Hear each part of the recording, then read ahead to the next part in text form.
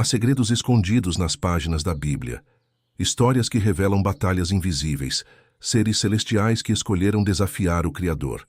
Hoje, vamos mergulhar no mistério dos anjos caídos e descobrir o que realmente aconteceu com eles.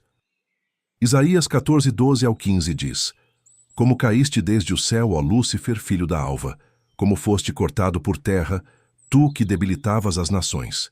E tu dizias no teu coração: Eu subirei ao céu, acima das estrelas de Deus, exaltarei o meu trono, e no monte da congregação me assentarei, aos lados do norte. Subirei sobre as alturas das nuvens, e serei semelhante ao Altíssimo. E contudo levado serás ao inferno, ao mais profundo do abismo. Esse texto explica que Lúcifer era um querubim poderoso, mas o orgulho o levou à queda. Ezequiel 28, 14 ao 17, nos conta mais sobre isso. O texto diz: Tu eras o querubim, ungido para cobrir, e te estabeleci. No monte santo de Deus estavas, no meio das pedras afogueadas andavas. Perfeito eras nos teus caminhos, desde o dia em que foste criado, até que se achou iniquidade em ti. Na multiplicação do teu comércio, encheram o teu interior de violência, e pecaste. Por isso te lancei, profanado, do monte de Deus, e te fiz perecer, ó querubim cobridor, do meio das pedras afogueadas. Elevou-se o teu coração por causa da tua formosura.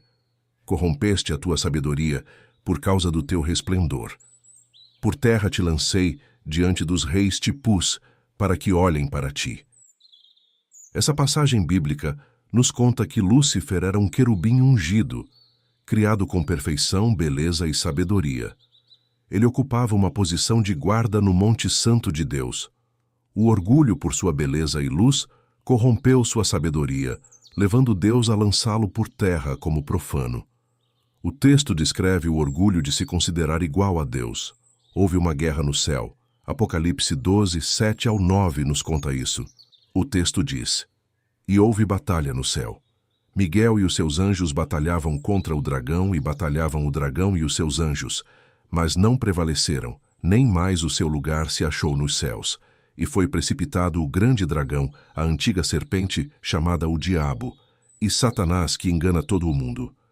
Ele foi precipitado na terra, e os seus anjos foram lançados com ele. Um terço dos anjos escolheu seguir a mentira, e foram expulsos da presença de Deus. Qual foi o destino desses anjos caídos? Judas 1,6 nos diz: E aos anjos que não guardaram o seu principado, mas deixaram a sua própria habitação, reservou na escuridão e em prisões eternas até ao juízo daquele grande dia. 2 Pedro 2,4 explica mais: Porque se Deus não poupou aos anjos que pecaram, mas, havendo-os lançado no inferno, os entregou às cadeias da escuridão, ficando reservados para o juízo. Esse texto nos explica que parte deles está presa, mas outros ainda atuam no mundo.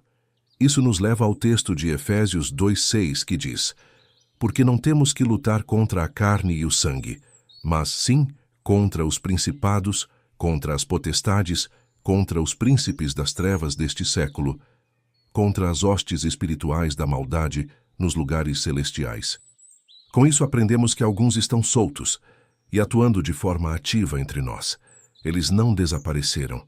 Estão ativos, invisíveis, influenciando e tentando a humanidade. Isso nos leva a pensar: como eles atuam no nosso meio? Daniel 10:13 nos dá um exemplo claro sobre isso. Mas o príncipe do reino da Pérsia me resistiu 21 dias, e eis que Miguel, um dos primeiros príncipes, veio para ajudar-me, e eu fiquei ali com os reis da Pérsia. O livro de Daniel nos revela um segredo profundo, uma batalha espiritual invisível. Daniel orava intensamente ao Senhor, e a resposta já havia sido liberada dos céus. Mas algo terrível acontecia. Uma potestade, um espírito maligno de alto escalão, se levantava para impedir que a bênção chegasse até ele. A mensagem estava pronta. A resposta já havia sido enviada por Deus. Porém, nas regiões celestiais, forças das trevas resistiam, tentando bloquear o que o Senhor havia determinado. Era uma guerra espiritual, silenciosa aos olhos humanos, mas real e intensa. Somente quando Miguel, O poderoso príncipe dos exércitos celestiais entrou em cena. A batalha foi vencida. Ele guerreou contra aquela potestade e abriu o caminho para que Daniel recebesse a mensagem divina. Esse relato nos mostra que, muitas vezes, nossas orações já foram respondidas por Deus, mas existem forças espirituais que tentam atrasar, impedir e bloquear o cumprimento da promessa.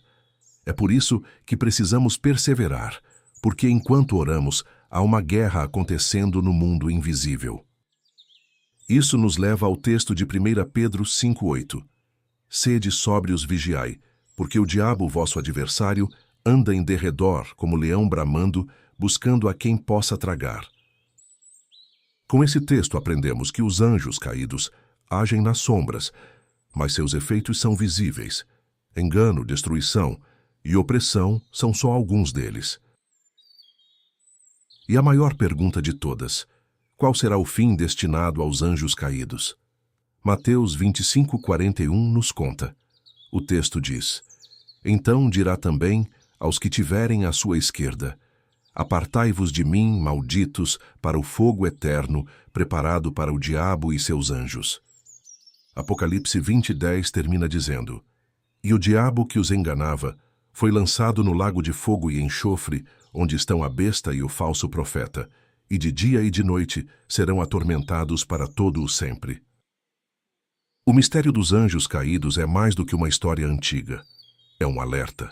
Se até seres celestiais caíram por orgulho e desobediência, quanto mais nós precisamos vigiar. A batalha continua, invisível, mas real. E cada escolha que fazemos nos aproxima da luz ou das trevas. E você, de que lado está? Inscreva-se, compartilhe e ative o sininho para receber mais da palavra de Deus para a sua vida. Deus te abençoe.